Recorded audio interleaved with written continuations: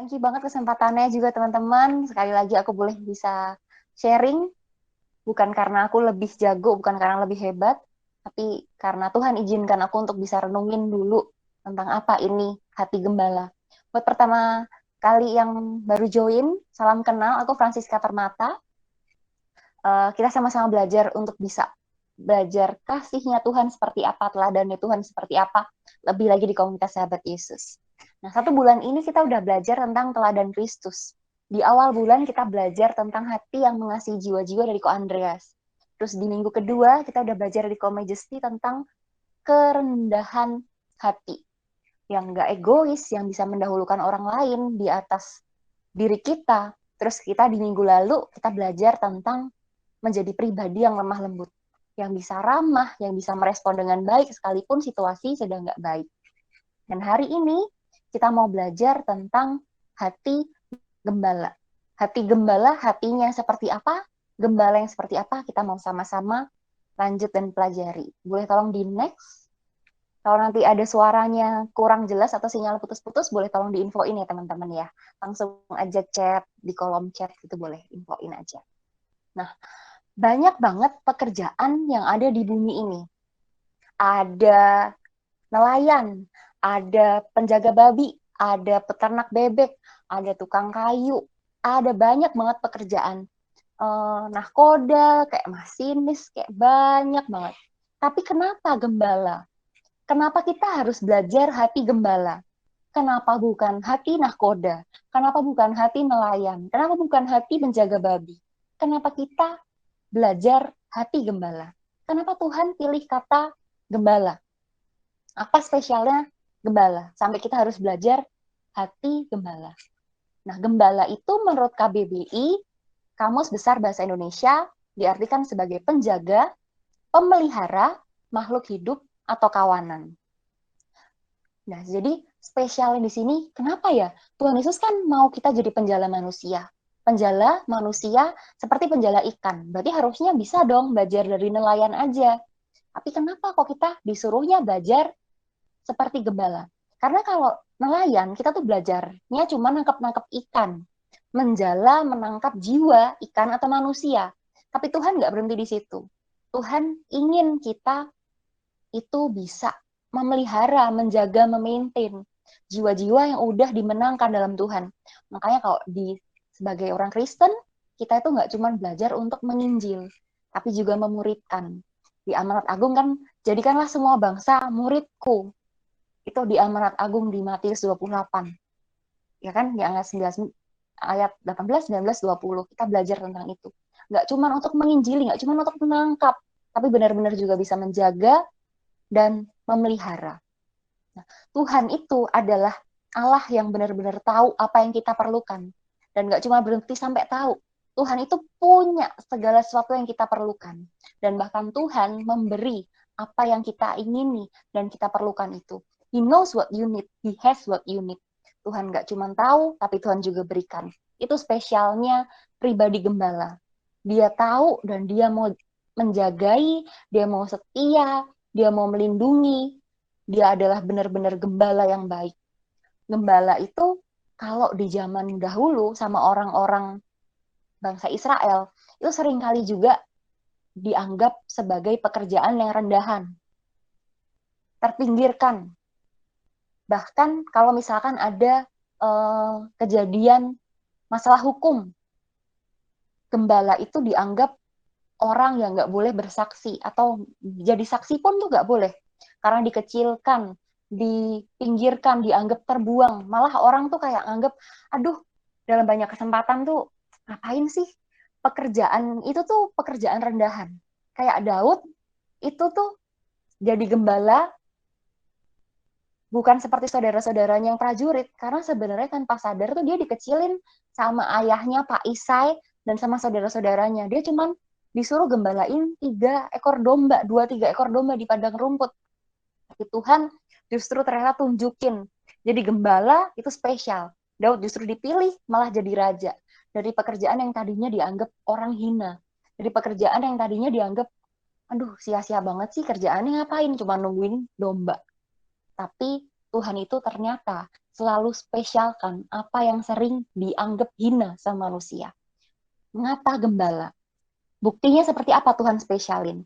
Yang pertama, kalau kita mau ingat, waktu hari Natal, Tuhan Yesus lahir. Tuhan Yesus lahir pertama kali, pemberitaan kelahiran Tuhan Yesus diberitahukan dan disambut oleh para gembala. Kita tuh tahu bahwa bintang timur ditunjukkan pada gembala yang pertama kali hadir dan menyambut kelahiran Tuhan, menyembah Tuhan, dan menjadi saksinya itu gembala dan domba-dombanya. Bahkan bukan 3 Majus, raja-raja itu datang, tapi setelah gembala itu nyambut. Jadi evangelis pertama itu adalah para gembala itu. Mereka yang bersaksi bahwa oh Tuhan itu dahsyat luar biasa, dia lahir ke dunia bagi manusia. Itu istimewanya gembala. Sejak yang pertama kali orang kayak mikir, gembala apa sih? Ternyata Tuhan pilih mereka. Mereka punya kekhususan. Itu yang pertama. Dan bukti yang kedua, apa? Bukti kedua ada di ayat ini nih. Yohanes 10 ayat 11. Akulah gembala yang baik. Gembala yang baik memberikan nyawanya bagi domba-dombanya. Tuhan Yesus sendiri menyatakan bahwa dia adalah gembala. Tuhan Yesus menyatakan dirinya aku adalah gembala yang baik. Tuhan itu benar-benar unik. Suka bikin plot twist gitu ya. Suka bikin yang kayak, wow, aku nggak duga, aku nggak sangka. Tapi ternyata Tuhan buat seperti itu. Yang sering kali dipandang rendah dan dipandang hina sama manusia. Justru Tuhan kasih kehormatan. Justru Tuhan tinggikan orang-orang yang sering kali direndahkan. Justru Tuhan buat jadi yang utama dan yang pertama orang-orang yang sering dianggap jadi yang paling kecil, diterakhirkan dan dikucilkan. Yang terdahulu malah jadi dibelakangkan. Justru Tuhan ini suka kali, istilahnya sering kali bikin plot twist yang kita nggak duga, yang kita nggak sangka. Tapi Tuhan buat untuk jadi pembuktian. Bukan yang sombong, bukan yang tinggi hati yang dipakai dunia. Tapi Tuhan pilih dan Tuhan mampukan orang-orang yang mau mengasihi dia, yang seringkali diremehkan sama dunia. Dan bahkan Tuhan menyatakan dirinya, aku adalah gembala yang baik. Gembala yang baik memberikan nyawanya bagi domba-dombanya. Tuhan Yesus sendiri bilang, aku tuh gembala yang baik. Kita mau belajar sama-sama. Kenapa Tuhan menyatakan, akulah gembala yang baik? Boleh tolong di next? Kenapa Tuhan Yesus mau menggunakan kata gembala dan gembala yang baik? Apa sih yang dilakukan oleh gembala yang baik? Kita sebagai seorang Kristen, atau anak Tuhan, atau di dunia ini, kita sering kali dengar kata-kata ini di Alkitab atau di quotes Kristen, kita sering kali dengar bahwa Tuhan adalah gembalaku, takkan kekurangan aku. Kita sering kali tahu Jehovah, ada Jehovah Nisi, Jehovah Rafa, ada Jehovah banyak, Jehovah arti nama Tuhan dan benar-benar kedahsyatan dan kuasanya Tuhan. Tapi seringkali kita nggak sadari ada salah satu arti Jehovah yang kita bahkan kurang memaknainya, yaitu Jehovah Ra'ah. Jehovah Ra'ah itu apa? Jehovah Ra'ah itu adalah Tuhan adalah gembalaku, tak akan kekurangan aku. Kita seringkali dengar kata-kata atau quotes ini, oh Tuhan itu emang gembalaku, tak akan kekurangan aku. Waktu Tuhan kita jadiin Tuhan, Allah dalam segala sesuatunya, Tuhan yang kita sembah, Tuhan segala sumber apa yang kita perlukan, kita nggak akan kekurangan. Tapi udah sampai di situ, waktu kita ngalamin kesulitan, kita kayak lupa sama Tuhan. Waktu kita ngalamin belum dapat makanan, kita sering kali nganggep Tuhan nggak ada. Kita sering ngomong Tuhan adalah gembala, tapi kita sering takut kita nggak dapat rumput hijau. Kita sering takut kita nggak dapat hal-hal yang kita harusnya tahu bahwa kalau Tuhan gembala kita, Tuhan pasti akan tuntun, Tuhan pasti jaga domba-dombanya, pasti nggak akan kekurangan makanan. Tuhan menjaga kawanannya. Dan gembala itu kenapa disebut Jehovah Ra'ah? Ro'eh itu adalah akar kata bahasa Ibrani dari gembala. Dan penulisan di Perjanjian Lama digunakan kata Ra'ah. Makanya disebut Jehovah Ra'ah, artinya Tuhan yang benar-benar mau memelihara. Tuten itu artinya kata Ra'ah, memelihara. To pasture, memberi makan rumput segar dan bertanggung jawab merawat dan memelihara. Jadi lewat kata-kata ini, lewat kata-kata yang ditulis di dalam Alkitab, difirmankan, kita tuh sebenarnya tahu bahwa waktu Tuhan menyatakan dirinya, akulah Jehovah Ra'ah, akulah gembala yang baik. Tuhan adalah gembalaku, Yang ini nih kata-katanya sebenarnya kalau kita familiar, ini adalah kata-kata Daud, Tuhan adalah gembala, aku tak akan kekurangan aku. Daud adalah seorang gembala, dan dia menjaga dombanya sedemikian rupa, dengan the best yang dia punya. Dan dengan hati itu, dia menyadari bahwa, wah, kalau aku sayang sama domba-dombaku, gimana Tuhan? Tuhan adalah gembala agung. Tuhan benar-benar gembalaku dan gak akan pernah kekurangan aku. Si Daud itu menyadari bahkan dirinya dalam segala kesulitan, dalam segala hal nggak enak, Tuhan tetap memelihara dia. Itu di perjanjian lama. Tapi kalau di perjanjian baru, digunakan bahasa Yunani, artinya poimen atau episkopos, pemelihara, penjaga, pengawas. Dan terlebih dari semua rumput-rumput, semua hal-hal secara materi, ada kata yang digunakan oleh gembala yang katanya poimaino. Artinya diharapkan hubungan yang baik antara domba dan gembala itu lebih kuat dari kebutuhan makanan atau rumput. Tuhan, gembalaku, takkan kekurangan aku. Kita seringkali cuma fokus sama, oh gembala berarti mencukupkan semua kebutuhanku, rumput-rumput, dan air yang harus aku perlukan untuk aku hidup. Ternyata nggak cuma segitu. Ternyata tidak sedangkal itu. Tapi waktu kita nyebut Tuhan adalah gembalaku, tak akan kekurangan aku, pribadinya lah yang membuat kita merasa penuh. Pribadinya lah yang mencukupkan kita. Boleh tolong di next? Waktu kita ngomong Tuhanlah gembalaku, kita dombanya nggak akan kekurangan kita sering kali loh, dari kecil familiar atau terbiasa lihat gambar ini. Teman-teman ingat nggak kalau misalkan lihat gambar ini kebayang sama satu perikop apa yang ada di Alkitab yang terkenal? Ada nggak yang bisa bantu jawab? Type di kolom komen. Kalau misalkan lihat gambar ini, kebayangnya itu di perikop Alkitab yang apa? Di perjanjian lama boleh, di perjanjian baru boleh. Ada nggak yang bisa bantu chat atau jawab? Kira-kira kalian kebayang Mazmur 23, betul. Di Mazmur 23, Tuhan adalah gembalaku. Judul perikopnya Tuhan gembalaku yang baik. Ada rasa aman, ada rasa nyaman. Kita buka sama-sama di Mazmur 23 ayat 1 sampai 6. Kita baca sama-sama ya. Kita baca sama-sama. Tunggu. Ada yang bisa aku aja deh yang bacain. Tunggu ya. Mazmur 23 ayat 1 sampai 6. Oke. Tuhan gembalaku yang baik. Mazmur Daud. Tuhan adalah gembalaku, takkan kekurangan aku. Ia membaringkan aku di padang yang berumput hijau. Ia membimbing aku ke air yang tenang. Ia menyegarkan jiwaku. Ia menuntun aku di jalan yang benar oleh karena namanya. Sekalipun aku berjalan dalam lembah kekelaman, aku tidak takut bahaya, sebab engkau besertaku. Gadamu dan tongkatmu, itulah yang menghibur aku. Engkau menyediakan hidangan bagiku di hadapan lawanku. Engkau mengurapi kepalaku dengan minyak. Pialaku penuh melimpah.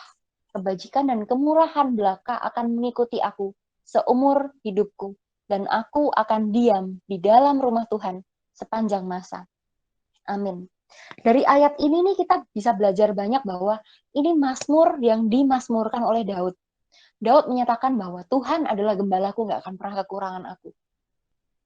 Daud menyebut Tuhan sebagai gembalanya. Dia menganggap Tuhan sebagai satu-satunya pribadi Tuhan yang berkuasa memiliki kehidupannya. Domba itu tuh adalah pribadi yang lemah, yang gak pernah bisa melindungi dirinya sendiri. Dari serangan serigala, dari serangan beruang. Tanpa Tuhan, tanpa gembala kita itu nothing. Kita itu nggak bisa hidup, kita nggak bisa selamat. Cuma Tuhan yang bisa menjaga dan melindungi kita. Dan memprovide, menyediakan segala yang kita perlukan. Makanya disebut di ayat 1, Tuhan adalah gembalaku, takkan kekurangan aku. Tapi seringkali kita lupa, seringkali kita ngerasa hal-hal secara duniawi atau materi, itu yang lebih kita butuhkan. Bahkan kita lupa bahwa Tuhanlah yang benar-benar kita perluin. Dan di ayat kedua disebut, ia membaringkan aku di padang rumput hijau. Kalau misalkan kita benar-benar mau mempelajari, lihat domba berbaring, lihat domba benar-benar lay down, itu tuh nggak gampang. Karena domba itu punya kecemasan yang tinggi. Dia nggak gampang untuk berbaring. Dia tuh punya ketakutan yang besar. Sama seperti kita. Mungkin kayak tahu sebenarnya apa yang harusnya kita lakukan, apa yang harusnya kita alami, seperti apa hidup-hidup kita sehari-hari. Tapi kita sering kali cemas kayak, aduh aku tuh tahu aku punya Tuhan, tapi aku kayaknya nggak bisa ini deh. Aku tuh tahu aku punya Tuhan, tapi gampang banget kekhawatiran. Muncul overthinking. Tapi kita diingatkan kembali lewat ayat firman ini. Yang baringan aku di padang yang berumput hijau, yang membimbing aku di air yang tenang. Bisa nggak sih kita membayangkan dan kita memposisikan diri kita bahwa kita ingat lagi, kita punya pribadi Tuhan yang besar, ia gembala kita. Waktu ada di dekat Tuhan, kita alami rasa tenang. Kita tuh ada dan berbaring di rumput yang hijau. Tempat sumber segala sesuatunya, makanan, kebutuhan kita disediakan. Nggak perlu takut. Tapi, banyak kata tapi, mungkin muncul dalam pikiran kita. Kalau emang benar-benar kita mau percaya Tuhan adalah gembala kita, nggak ada kata tapi, nggak ada kata takut lagi. Terus ngomong lagi, tapi secara teori aku tahu, tapi kalau masih banyak kata tapi, berarti kita belum mempercayakan hidup kita sepenuhnya sama Tuhan. Kita mungkin bisa bilang kita percaya. Percaya tapi beda sama mempercayakan. Kita mau pilih yang mana? Kita mau jadi orang yang percaya tok di mulut, tapi apakah kita mau jadi orang yang sia-sia hidupnya karena nggak mempercayakan hidup kita benar-benar sama gembala agung kita. Dan di ayat kita yang ketiga kita baca di sini, ia menyegarkan jiwaku. Ia menuntun aku di jalan yang benar. Pribadi gembala, pribadi Tuhan, itu adalah pribadi yang menuntun kita di jalan yang benar. Tuhan nggak membiarkan kita jatuh. Domba itu adalah satu makhluk yang gampang bingung. Mau jalan kemana bingung, jalan kanan bingung, dia lihat gitu. Makanya dia hidup dalam kawanan. Kalau domba itu nggak sendirian. Karena domba itu bingungan. Kalau nggak dibimbing, kalau nggak disegarkan, dia nggak ada yang nuntun, dia bingung, dia suka masuk ke dalam lubang, dia suka terperosok. Itu pribadi domba, seringkali jatuh dan terjebak. Tapi uniknya dan spesialnya Tuhan, Tuhan itu menuntun. Tuhan bukan yang menuntut, tapi ia menuntun.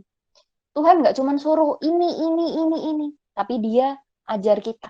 Kamu lakukan ini, kamu kerjakan ini, ikutlah aku. Dia tuntun, dia ada di depan kita, dia menunjukkan teladan yang harus kita lakukan. Itu spesialnya dia. Dia adalah pribadi yang ada di depan kita dan membuat kita bisa belajar banyak hal dari dia. Yang keempat, sekalipun aku berjalan dalam lembah kekelaman, aku tidak takut bahaya sebab engkau besertaku. Gadamu dan tongkatmu itulah yang menghibur aku. Di gambar ini kita jelas lihat tongkat gembala itu bentuknya itu kayak payung, ada lekukannya. Tongkat di sini ada ujungnya melengkung, itu untuk menarik lehernya si domba-domba kalau bandel. Jadi ditarik supaya nggak terperosok ke jurang, nggak terperosok ke selokan, nggak jatuh. Itu berbicara juga menuntun direksi. Dan direksi itu direction, arahan Tuhan. Dan gadanya itu berbicara tentang proteksi, melindungi kita. Kalau ada serangan musuh, kalau ada serangan lawan, itu berbicara proteksi, itu melindungi kita dari yang jahat. Dan yang di ayat 5, kita bisa lihat bahwa Tuhan itu luar biasa. Tuhan itu mengasihi kita, karena Tuhan menyediakan hidangan bagi kita di depan lawan. Bisa nggak bayangin waktu baca ayat ini, kita ngelihat kayak, di hadapan lawannya ada musuh banyak, dikepung sama serigala, dikepung sama beruang, mungkin si domba-domba itu, singa, harimau, atau apapun, tapi mereka tetap bisa makan. Mereka masih tetap bisa enjoy hidangan mereka. Kalau bukan karena Tuhan yang benar-benar bisa bikin kita secure, comfort kita, nggak akan pernah kita bisa lakukan itu. Dan di ayat ini juga disebut bahwa engkau mengurapi kepalaku dengan minyak. Domba zaman dulu itu suka diminyaki kepala dan hidungnya. Kalau kita belajar sejarahnya di bangsa Israel yang dari gembala-gembala itu, mereka suka meminyaki dombanya dengan minyak di hidungnya supaya nggak dihinggapi sama serangga. Karena kalau ada serangga masuk ke hidungnya dan itu ada cacing-cacing yang bisa tumbuh di otak, itu membuat si domba mati tanpa mereka disadari, tanpa mereka menyadari. Jadi Tuhan itu memberkati kita, mengurapi kita, bahkan dengan hal-hal yang kita nggak sadari. Jadi kita nggak perlu takut kita kekurangan, kita nggak perlu takut kita nggak dipelihara. Karena Tuhan bahkan menyediakan yang terbaik tanpa kita sadari. Dan di ayat 6 kita benar-benar harus sadar bahwa kebajikan dan kemurahan akan mengikuti kita seumur hidup kita. Dan aku akan diam dalam rumah Tuhan sepanjang masa. Boleh tolong di next? Kita jadi mendapatkan peneguhan. Kita bisa ngerasain enjoy di hadiratnya Tuhan. Kalau kita patah kaki, kita dibopong, kita ditolong. Tuhan nggak pernah meninggalkan kita, karena Tuhan bukan pribadi yang nggak bertanggung jawab. Dia benar-benar setia dan dia benar-benar sayang sama kita. Di slide ini kita bisa lihat bahwa ini adalah summary atau ringkasan dari Mazmur 23 ayat 1-6. Dan bahkan di Perjanjian Baru itu ada perikop yang sama, jelasin tentang gembala yang baik. Secara utuh ada di Yohanes 10 ayat 1 sampai dengan 21. Tapi karena keterbatasan waktu kita nggak akan baca. Kita baca inti-intinya aja. Ayat apa, hal-hal apa sih yang Tuhan ajarkan pribadinya dia, hati gembala itu seperti apa? Yang dia lakukan itu bagaimana? Poin yang pertama, dia itu membaringkan, membimbing dan menyegarkan. Itu ada disebutkan tadi yang udah dijelasin di Mazmur 23 ayat 1 sampai 3. Dan yang kedua, dia itu pribadi yang benar-benar menjagai dan bahkan membela kita dari lawan. Dia gak segan-segan memberikan nyawanya buat ganti kita. Dia menyelamatkan kita. Ada di Mazmur 23 ayat 4 sampai dengan 5. Di poin 3, dia sungguh mengasihi kita, bahkan dia mengenal satu persatu pribadi kita dan mengenal domba-dombanya. Domba-dombaku mengenal aku. Kita harusnya mengenal dia juga, tahu suaranya. Kalau kita benar-benar seperti domba yang dengar kata gembala. Domba itu nggak sembarangan dengar suara orang. Dia cuma ngikut suara gembalanya. Ada di Yohanes 10 ayat 3 dan 14. Nggak semua orang diikutin. Makanya kita tuh dengerin kata siapa. Siapa yang kita jadikan gembala? Kalau ada orang bilang, aduh aku tuh lebih banyak dengerin kata setan. Lah, gembalamu siapa? Gembala kita siapa? Gembala kita tuh Tuhan. Gembala agung kita Tuhan. Kenapa kita lebih banyak dengar yang jahat? Padahal dibilang kalau kita domba, domba itu gak sembarangan mendengarkan suara gembala. Dia cuma ngikut suara gembalanya. Domba yang baik mengenal gembalanya. Suaranya didengarkan, gak suara sembarangan orang. Pribadi siapa yang kita dengarkan? Kita sama-sama mau belajar, komit untuk dengarkan suaranya dia, hanya dia. Dan yang keempat, belajar apa kita dari sosok gembala yang agung? Mengasihi dan berkorban nyawa. Yohanes 10 ayat 15 sampai dengan 18. Dari Yohanes 10 itu, kalau dipersingkat, Tuhan itu adalah pribadi yang menjaga domba. Dia menggiring, menjaga, membuat dombanya itu aman. Keluar masuk kandang, bisa makan, bisa tumbuh sehat, gemuk. Nggak dicuri sama lawan, nggak dicuri sama iblis. Dia memposisikan untuk domba-dombanya itu bisa selamat. Kita bisa masuk dalam kehidupan yang kekal. Nggak tercuri sama iblis si jahat. Dan dia benar-benar mengenal kita personal satu-satu. Diajar untuk bisa dengar-dengaran sama suaranya. Dijaga, dibela, dikasihi. Pertanyaannya, maukah kita benar-benar ikut suaranya Tuhan? Kita mau benar-benar ada dalam naungannya Tuhan atau enggak? Dalam penjagaannya Tuhan atau enggak? Jangan jadi domba yang asal, mau lari-larian. Tapi terus salahin Tuhan waktu kita tersesat. Tuhan nggak mau kita kayak gitu. Boleh tolong di next? Ya, sama-sama mau lihat. Kita itu kambing atau domba. Kambing sama domba itu terlihat sama. Mirip. Kita sering kali, oh, kambing itu sama domba. Tapi beda. Kambing itu nggak sama domba. Pastikan kita itu dombanya, bukan kambing. Karena Tuhan beri nyawa khusus di ayat di Alkitab itu, kita di firman itu tuh bisa baca bahwa Tuhan memberikan nyawanya bagi domba-dombanya. Domba itu tidak sama dengan kambing. Gembala domba itu berjalan di depan, tapi gembala kambing itu berjalan nunturnya di belakang. Kambing bandel dipukul dari belakang, tapi gembala domba itu nggak kayak gitu. Yesus adalah gembala agung semua domba. Spesifiknya nanti boleh buka sendiri di ayat Ibrani 13 ayat 20. bahwa ia memberikan nyawanya bagi domba-dombanya. Aku gembala yang baik, aku mengenal domba-dombaku, dan domba-dombaku mengenal aku. Itu ada dibuktikan juga, disebutkan Tuhan di Yohanes 10 ayat 14. Dan di Matius 25 ayat 32, nantinya di hari-hari akhir, di penghakiman terakhir, domba itu dipisahkan dari kambing. Domba itu ada di sebelah kanan, kambing ada di sebelah kiri. Di sisi mana kita mau berada dan berdiri? Apakah kita selama hidup melakukan yang benar seperti domba-domba, atau kita malah di sisi kiri seperti kambing-kambing di Matius 25 ayat 33? Apakah kita kambing atau domba? Itu pilihan kita. Kita mau jadi seperti apa? Kalau mau secara spesifik, emang kita bisa bedain domba sama kambing itu gimana? Kita belajar. Kalau domba itu secara biologis kelihatan dari domba itu bulunya lebat putih, suka damai, nggak suka adu kepala karena nggak bertanduk. Kalau domba itu suka makan rumput hijau, di mana ditaruh dia makan, dia anteng, dia nurut. Dia itu hidup bergerombol dalam kawanan dan dia taat dengar-dengaran sama suara gembalanya aja. Nah, kalau kambing gimana? Kambing itu bertanduk, suka adu kepala, dia arogan, suka makan daun-daunan sembarangan, dan dia hidup liar, lari kemana-mana. Kalau kita secara biologis atau secara pelajaran ilmu pengetahuan, kita tahu hal ini sama seperti kita manusia. Kita lebih punya sikap kayak kambing yang kita pakai tanduk, terus habis itu kayak nyerang orang-orang di sekitar kita. Aduh, beda pemikiran, nggak sama, seruduk.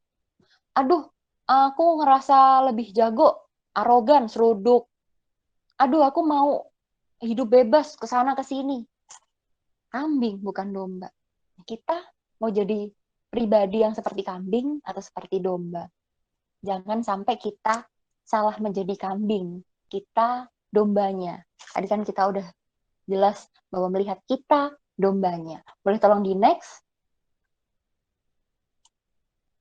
Oke. Kita belajar untuk ngertiin bahwa apa sih tugas gembala? Kenapa kita belajar tentang hati gembala? Jadi waktu kita ingat lagi apa yang udah kita pelajari, bahwa hati Tuhan itu hati seorang gembala yang benar-benar sayang sama setiap kita domba-dombanya. Satu domba aja hilang, itu dicari.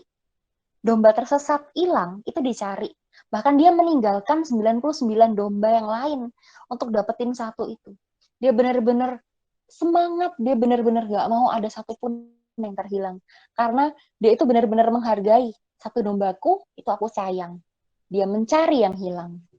Dan yang kedua, tugas gembala, dia membawa pulang dan menegur yang tersesat. Kalau teman-teman pernah lihat juga ada gambar gembala yang manggul atau gendong anak kambing yang ada di pundaknya gitu. Mungkin teman-teman sering lihat itu. Kok digendong gitu? Mungkin ada pertanyaan kayak gitu. Kok domba digendong? Kok bukan dombanya jalan sendiri? Kok aneh gitu? Karena apa ya? Waktu aku mempelajari kenapa domba itu digendong, ternyata domba itu kakinya pincang atau kakinya patah. Kenapa bisa patah kaki? Karena seringkali domba itu terprosok. Tapi ternyata ada satu kali bahwa satu pernyataan yang mengagetkan aku juga secara pribadi. Domba itu ternyata kakinya dipatahkan sama gembalanya. Loh, kok gembalanya jahat? Ternyata bukan gembalanya jahat, tapi gembala itu melindungi dombanya supaya nggak masuk ke dalam jurang, nggak masuk selokan terus dia mati. Makanya kakinya dipatahkan sama gembala itu. Itu menunjukkan bahwa Tuhan mungkin kadang memukul kita, menghajar kita, supaya kita nggak jadi anak gampang. Kita ditegur supaya kita nggak tersesat, supaya kita pulang. Emang banyak hal yang terjadi itu nggak selalu menyenangkan buat kita. Tapi memang nggak semua kedagingan kita itu dipenuhi. Yang harus kita turuti itu roh, bukan daging. Jadi makanya iya kadang menghajar, iya kadang kayak kelihatannya galak, tapi justru karena ia sayang. Dan ia juga gembala yang membalut luka kita. Dia adalah gembala yang mau mengasihi kita.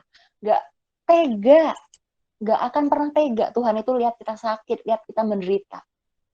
Jadi jangan pernah curiga sama Tuhan. Tuhan itu Tuhan gembala yang baik. Kalau Bapa di dunia aja bisa sayang sama anaknya, terlebih Tuhan. Tuhan itu bahkan melindungi kita dari musuh. Tuhan nggak mau kita dicuri sama iblis. Dan yang terakhir, Tuhan itu mengasihi dan berkorban buat semua kita, gembalanya. Kita belajar apa dari sini? Kita tuh belajar sama seperti dia, gembala yang agung. Kita belajar untuk meneladani dia, bukan untuk menjadi Tuhan atas hidup orang. Enggak, kita enggak belajar untuk menjadi itu. Kita belajar hatinya Tuhan, hati gembala. Bukan untuk menjadi Tuhan atas hidup orang, untuk ngatur-ngatur orang. Enggak, kita enggak akan pernah bisa sebanding dengan Tuhan. Jadi enggak usah pretending. Kita punya teladan Tuhan. Kita belajar cara penggembalaan Tuhan, bukan untuk kita belajar nyama-nyamain Tuhan. Tapi supaya kita itu bisa belajar hatinya Tuhan yang mengasihi jiwa-jiwa.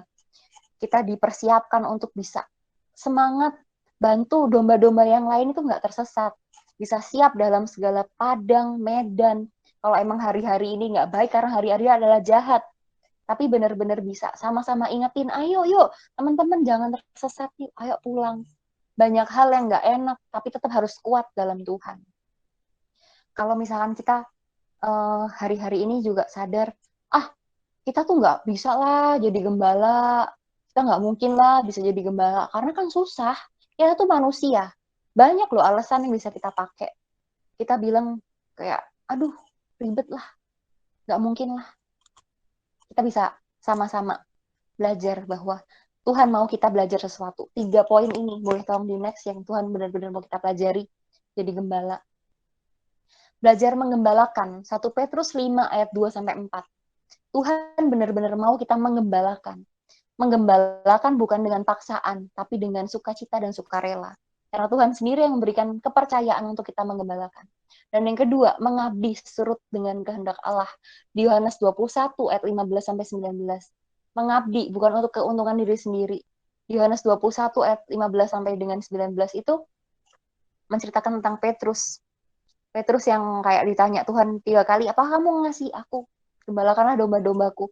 Terus bagian akhirnya ditanya dan disebut bahwa Petrus itu nanti bagian hidupnya yang terakhir dia akan cara meninggalnya seperti apa. Jadi memang Petrus dan hidup kita kalau sebagai gembala yaitu mengabdi surut maunya Tuhan, bukan mau-maunya kita. Yang ketiga, yang terakhir, seperti gembala Tuhan mengizinkan kita memimpin dengan kelemah lembutan dan seturut dengan teladannya Tuhan. Seperti yang dikatakan di Wahyu 7 ayat 17, memimpin dan menuntun, bukan memerintah atau menuntut. Kalau tadi kita sering kali bilang, kita gagal, kita tuh manusia, kita nggak bisa kayak Tuhan. Apa buktinya? Terus gimana caranya supaya kita bisa kayak Tuhan? Tuhan nggak pernah nuntut kita jadi seperti benar-benar sempurna, tapi serupa dan seturut sama gambarannya, itu yang Tuhan mau. Prosesnya seumur hidup dan nggak gampang.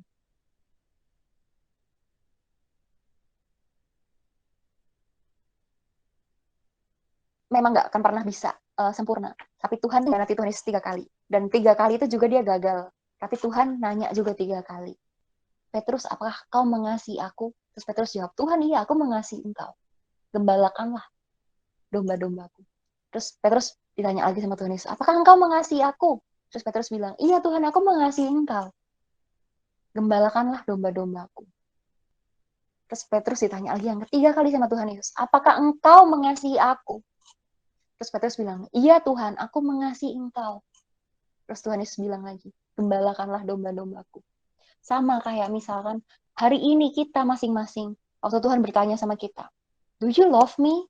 Apakah kamu mengasihi aku? Terus kalau kita jawab iya, kata-kata ini aku yakin juga Tuhan rindu untuk sampaikan ke kita. Gembalakanlah domba-dombaku. Boleh tolong di next? If you focusing on who's left and what's lost, you will never be able to see who's lost and what's left. Di sini aku kasih terjemahannya, waktu kita berfokus cuman pada siapa aja yang gak ada lagi dalam kita, dan apa yang hilang, kamu gak akan pernah mampu lihat siapa yang terhilang dan apa yang ada, masih ada pada kita. Jangan terus ratapi apa yang udah hilang dalam diri kita. Jangan terus fokus sama kegagalan yang pernah ada dalam diri kita.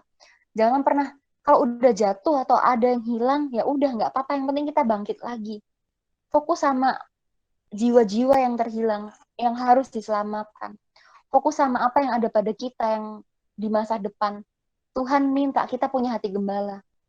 Waktu kita bilang kita sayang dia, kita cinta dia, gembalakanlah domba-dombaku. Waktu kita bilang, aku mengasihi engkau, Tuhan sampaikan satu hal, gembalakanlah domba-dombaku. Pertanyaannya, apakah kita mau meresponi Tuhan? Kalau tadi worship yang dinaikin sama Ko Andreas, ingetin kita bahwa Tuhan itu pribadi yang sungguh indah.